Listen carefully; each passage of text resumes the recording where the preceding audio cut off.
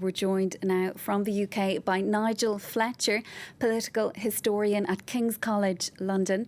Thanks so much for your time this morning, Nigel. Firstly, it's a moment that most people in the UK have never lived through, saying goodbye to a much-loved monarch, at the same time welcoming in a new one. Talk to us about the historical significance of what's happening today. Good morning. Well, yes, it is absolutely a huge historic moment. It's, as you said in the report, it's 70 years since we've had a transition to a new reign. So most people in the UK will not have experienced this before. And we've experienced royal deaths. We've had, the death of Diana. We had the death of the Queen Mother. But this really is different. It is not just the death of a much-loved and long-serving sovereign. It's also the beginning of a new reign, and that's what we're seeing today. We're seeing the proclamation of the new king, and I think people will be quite surprised to see the fact that it's not just about the funeral procession and the lying in state of Her late Majesty. It will also be a chance for people to acknowledge the fact that we have a new king, and that is different. And it was quite something last night, as you said in the report, for people at St. Paul's to sing God Save the King for the first time, and for the crowds outside the palace shouting God Save the King. If for someone who's grown up in the UK, and I'm sure actually around the world, knowing only the Queen, just those words are quite striking. And Nigel, many people won't have heard of the Accession Council. I think that's fair to say. Talk us through what happens at these kind of meetings and why are they necessary when Charles instantly became king upon the death of his mother? Yes, as you say, that there is no interregnum between reigns. Charles became the king at the moment of his mother's death. But the Accession Council is a very long-standing tradition. It's the opportunity for the official state to acknowledge and proclaim the new king, and it has, ancient roots into the origins of the Privy Council. There are elements in it which sort of reflect the fact that sometimes succession was contested, because, of course, it is the opportunity for the great and the good in the land, essentially in the past, the people who would have been the power brokers of the old court, to actually agree who the new monarch would be. Of course, that is now governed by law in the UK, so the succession takes place without there to be any need for that. But it is a reflection of that. But there are some elements to it which are required. The Privy Council is part of the UK's constitutional arrangements, and the Accession Council also provides the opportunity for the new king to swear a number of oaths which are required by law, including to maintain the Scottish Church. That is required as soon as possible after the accession, so that has to be done in the Accession Council. So there is that opportunity. But then the more ceremonial aspect to it, once that business has been conducted, we then have the formal proclamation, and that takes place in Friary Court at St James's Palace. It's quite a colourful ceremony. There will be trumpeters, and there will be the heralds in their very brightly coloured tabards, who will read the proclamation. And it's then taken through the city. It's then taken to various points in the City of London. It will be read first in the City of Westminster at the top of Whitehall, and then taken by carriage along to Temple Bar and then to the Royal Exchange. And that's quite a colourful procession, and in carriages, when the herald will read that out. And that will then be repeated not just in London, but across the country at different places. In Scotland, there will be a ceremony held a little later. And of course, around the Commonwealth realms, of which King Charles is also now king.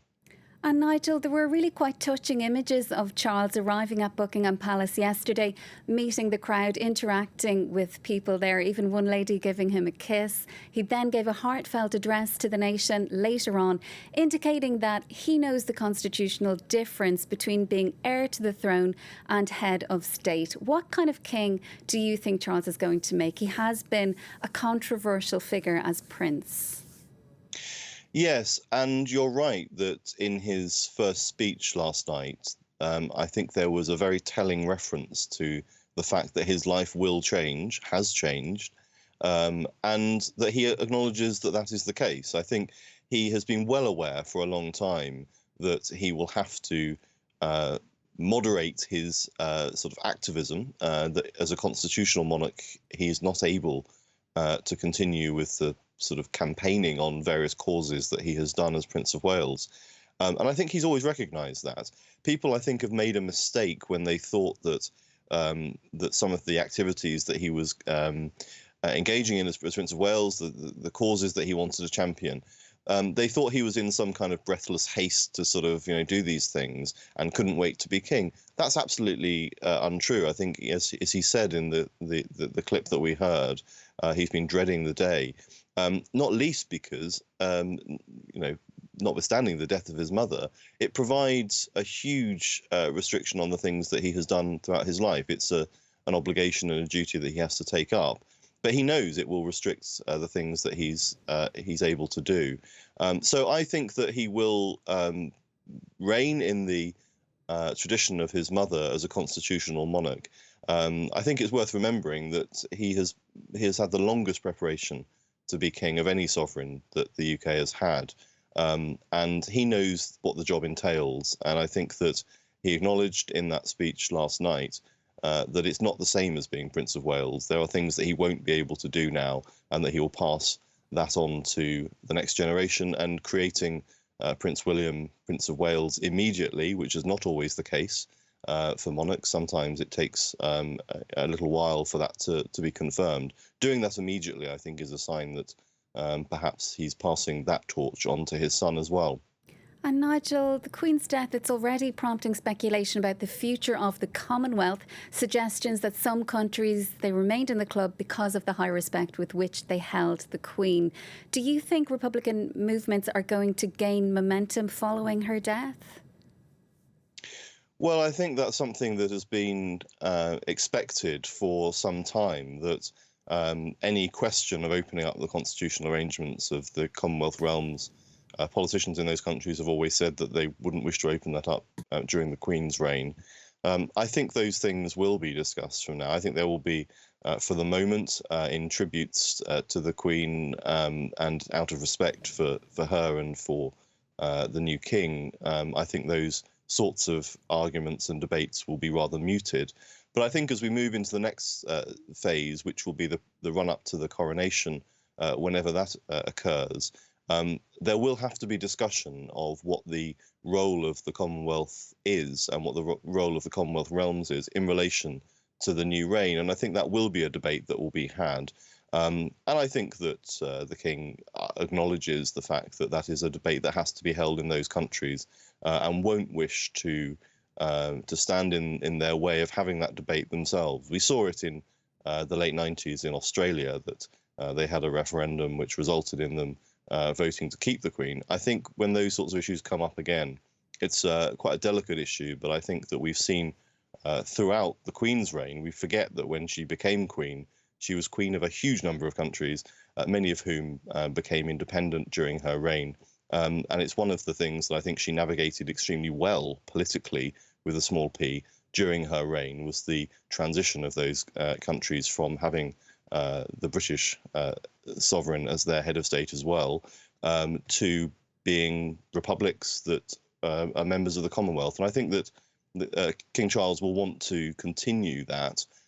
It will, of course, be much more significant to look at some of the other realms. If we look at Australia, New Zealand, Canada, those will be much more high-profile discussions, I think.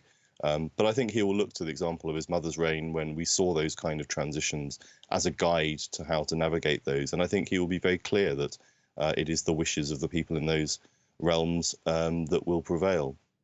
Finally then, Nigel, are you surprised in any way at the outpouring of emotion prompted by the Queen's death? How, for you, will she be remembered? Well, I have to say I'm not surprised by the public outpouring. I think that we were expecting the fact that this day that we all knew would come, but hoped wouldn't, would lead to these sorts of scenes. But I think personally, I've been surprised at how emotional I've been. I think a lot of people in the UK will have have felt that. It is a moment that you will, I think, always remember. Particularly the fact that it happened so suddenly. We didn't have a huge amount of warning during the day, and we very quickly realised things were serious. And so there wasn't the time really to prepare ourselves, and I think that's what's hit people very, very hard.